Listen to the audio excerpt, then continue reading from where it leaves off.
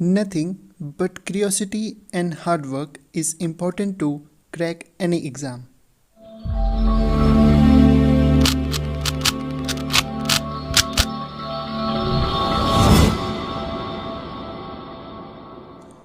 तो नमस्कार दोस्तों, लर्न आईक्यू में आपका बहुत बहुत स्वागत है। तो this is Avinash presenting the modern history video lectures. तो आज हम शुरुआत करते हैं beginning of Indian national movement के साथ कि हमारा नेशनल मूवमेंट किस लिए शुरू हुआ, कैसे ब्रिटिशर्स कैसे ईस्ट इंडिया कंपनी इंडिया आती हैं, कैसे ब्रिटिशर्स जो है वो रूल करते हैं इंडिया पर, कैसे वो एडमिनिस्ट्रेटिव पावर स्थापित करते हैं इंडिया में, और कैसे ब्रिटिशर्स टैक्स लगाते हैं इंडिया पर, कैसे वो इंडिया की इकोनॉमी को एक्सप्लॉइट करते हैं, कैसे वो एक्सप्लॉइटेटिव पॉलिसी की शुरुआत करते हैं। तो हम वन बाय वन सब कुछ जानेंगे, पर उससे पहले एक छोटा सा प्रश्न है आप सबके लिए कि भारत का जो आज़ादी का आंदोलन था, ठीक है, वो क्यों शुरू हुआ था। एक शब्द में अगर आप जवाब देना चाहो तो आप क्या जवाब दोगे।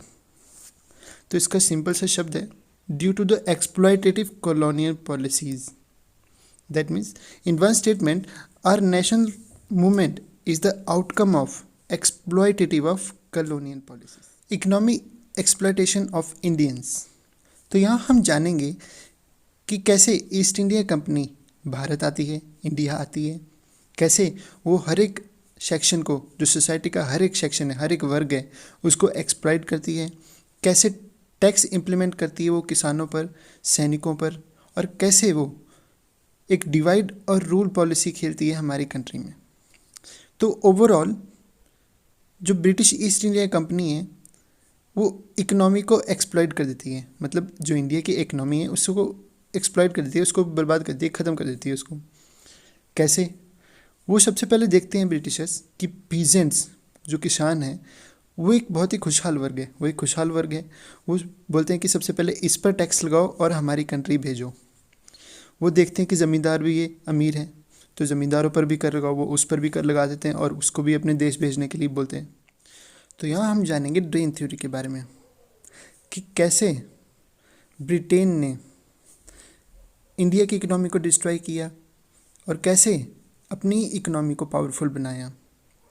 तो यहाँ ब्रिटिशर्स ये देखते हैं कि मर्चेंट क्या होता है, मर्चेंट होता है जो कपड़ा बनाता था, ठीक है, मर्चेंट, उसका जो कपड़ा था वो पूरे यूरोप में पॉपुलर था, और ब्रिटिशर्स ये देखते हैं कि वो हमारे देश में कपड़ा बेचता था। ब्रिटिशर्स क्या करते हैं, मर्चेंट पर भी टैक्स लगा देते हैं। ऐसी बात नहीं है कि सिर्फ इस वक्त तक हमारे ही देश में मूवमेंट चल रहे थे, आंदोलन चल रहे थे, रिवॉल्यूशन चल रहे थे, बट दूसरे देशों में भी रिवॉल्यूशन चल रहे थे, जैसे कि फ्रांस में फ्रेंच रिवॉल्यूशन। तो हम वहाँ से कुछ सीखते हैं, तो हम भी मूवमेंट चलाते हैं, हम भी आंदोलन शुरू करते हैं, और यहाँ पर इंडियन नेशनल कांग्रेस बनती है। बट उससे पहले हम जानेंगे कि इंडियन नेशनल कांग्रेस क्यों बनती है, वाई।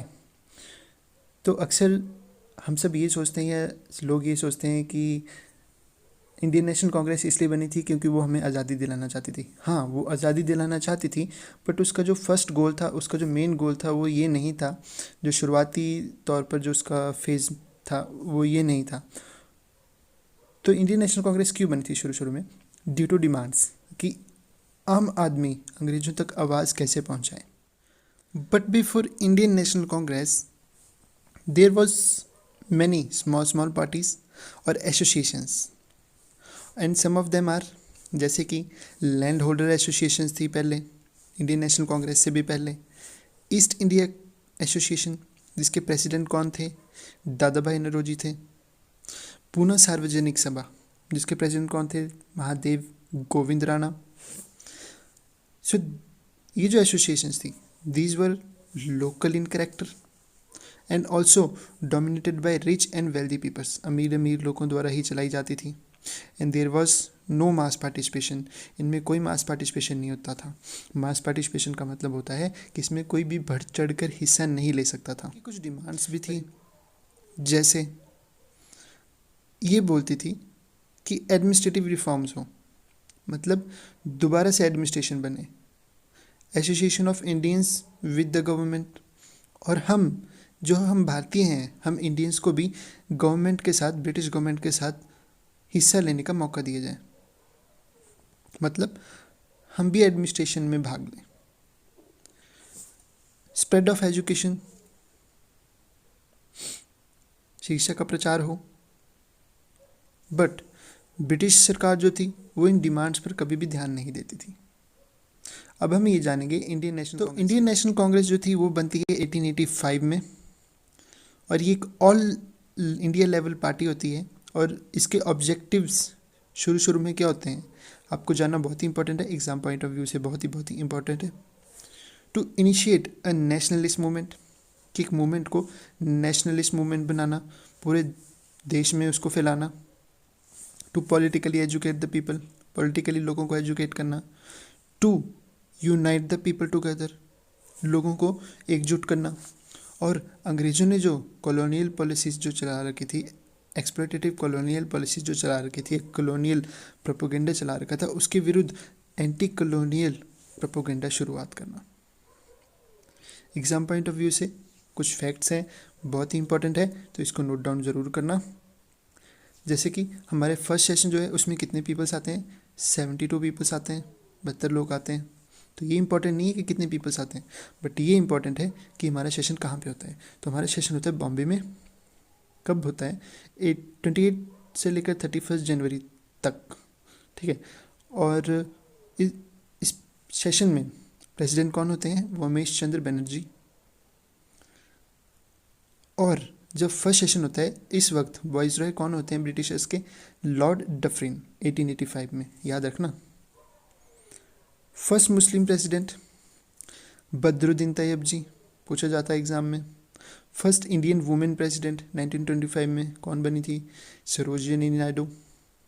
लास्ट सेशन कहाँ पे होता है? जयपुर में होता है, 1948 में होता है।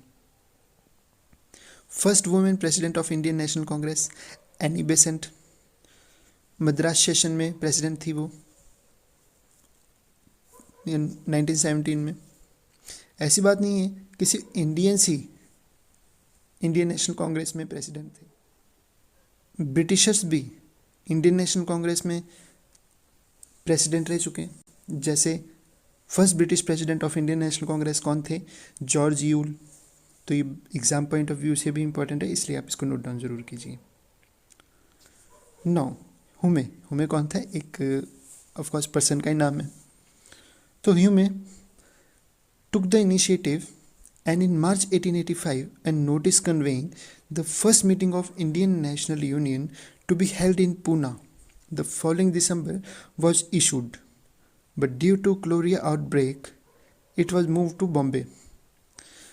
तो फर्स्ट मीटिंग कहाँ पे होनी थी? हमारी पूना में होनी थी, बट वहाँ पर क्लोरिया आउटब्रेक हो गया था उस वक्त दिसंबर में, इसीलिए मीटिंग पूना से हटा के कहाँ पे कर दी गई? मूव बॉम्बे में कर दी गई। तो हमारी मीटिंग कहाँ पे होती है? इंडियन नेशनल कांग्रेस की, इंडियन नेशनल यूनियन की मीटिंग कहाँ पे होती है? बॉम्बे में होती है, 1885 में होती है। And Hume organise the first meeting in Bombay with the approval of viceroy Lord Dufferin and Umesh Chandra Banerjee. अब हम जानेंगे इंडियन नेशनल कांग्रेस के, कि इंडियन नेशनल कांग्रेस में जो है वो टाइम टू टाइम क्लैशेस चलते रहते थे, मतलब द्वेष चलते रहते थे। वो क्यों चलते रहते थे? बिकॉज इंडियन नेशनल कांग्रेस में दो दल थे, एक था नरम दल जिसे हम मॉडरेट्स कहते हैं, और दूसरा था एक्सट्रीमिस्ट जिसे हम गर्म दल कहते हैं। ठीक है दोस्तों, नरम दल और गर्म दल। तो इन दोनों के काम करने का भी तरीका अलग अलग था। जैसे मॉडरेट्स ये भी मानते थे कि उन्हें कॉन्स्टिट्यूशन के दायरे में रहकर, मतलब कॉन्स्टिट्यूशन एगिटेशन का मतलब है दायरे में रहकर, कॉन्स्टिट्यूशन के दायरे में रहकर उनको काम करना है। कैसे? प्रेयर करेंगे, ब्रिटिशर्स के सामने हाथ जोड़ेंगे, मीटिंग्स करेंगे। उनका मानना था कि कॉन्स्टिट्यूशन रिफॉर्म्स दोबारा से हो, मतलब कॉन्स्टिट्यूशन दोबारा से बने, हमारा एडमिनिस्ट्रेशन दोबारा से बने, और इसमें हमें भी बढ़ चढ़ कर हिस्सा देने दिया जाए। जैसे कि इम्पोर्टेंट लीडर्स, जैसे नेम सजेस्ट हो रहा है, मॉडरेट्स मतलब नरम दल, तो नेम सजेस्ट हो रहा है, जिसमें हमारे मेन कुछ इंपॉर्टेंट लीडर्स थे, जैसे दादा भाई नौरोजी, उमेश चंद्र बनर्जी, फिरोज शाह मेहता। अब हम जानेंगे एक्सट्रीमिस्ट के बारे में। जैसे कि नेम सजेस्ट हो रहा है, बाल गंगाधर तिलक। सो इनका सोच क्या था? They hated for foreign rule. इनकी आइडियोलॉजी क्या थी? स्वराज मतलब ये स्वराज पाना चाहते थे और स्वराज पाने के लिए ये सेक्रीफाइस भी करने के लिए पीछे नहीं हटते थे, ये सेल्फ सेक्रीफाइस भी कर सकते थे। तो अब हम जानेंगे मॉडरेट्स के बारे में। तो दोस्तों मॉडरेट्स जो थे, मॉडरेट्स मतलब जैसे कि मैंने आपको पहले बताया नरम दल, तो इनका दबदबा 1885 से लेकर 1905 तक रहता है। मतलब moderates dominated the Congress right from its inception from 1885 to 1905। And what was their demands, इनकी कुछ डिमांड्स थी। तो सबसे पहले जो इनकी डिमांड थी वो थी to reduce the land revenue, जो भूमि पर आप कर लगाते हो उसे कम कीजिए, आर्मी एक्सपेंडिचर को कम कीजिए, जो इतना खर्च हो रहा है आर्मी पर उसको कम कीजिए, और वो पैसा जो भूखी जनता है, जो गरीब जनता है, उन पर काम लगाइए। सॉल्ट टैक्स को एबॉलिश कीजिए। जैसे कि आपको पता होना चाहिए डांडी मार्च हुआ था, जो कि गांधी जी द्वारा हुआ था, जिसमें गांधी जी क्या करते हैं कि नमक उठाकर नमक का कानून तोड़ते हैं ब्रिटिशर्स का। यह बाद में पढ़ेंगे अपने दूसरे लेक्चर्स में। अब हम जानेंगे moderates contribution in national movement, कि मॉडरेट्स जो थे, जो नरम दल था, उन्होंने कि ऐसा क्या कंट्रीब्यूशन किया इंडियन नेशनल मूवमेंट में कि वो इतनी इंपॉर्टेंट है। So these were those peoples who actually for the first time exposed the exploitative phase of Britishers in India। तो ये वही लोग थे जिन्होंने फर्स्ट टाइम ब्रिटिशर्स का जो चेहरा था, ब्रिटिशर्स का जो एक्सप्लॉयटेटिव फेस था ब्रिटिशर्स का, वो इंडिया में एक्सपोज किया। फॉर एग्जांपल जैसे दादा भाई नौरोजी सबसे बड़े एग्जांपल, उनको grand old man of India के नाम से भी जाना जाता है, और उन्होंने एक बुक भी लिखी थी जिसका नाम था poverty and un-British rule in India. तो आप इसको नेट पर भी सर्च कर सकते हैं, और इसी में उन्होंने ड्रेन थ्योरी के बारे में बताया था। तो ड्रेन थ्योरी क्या होती है?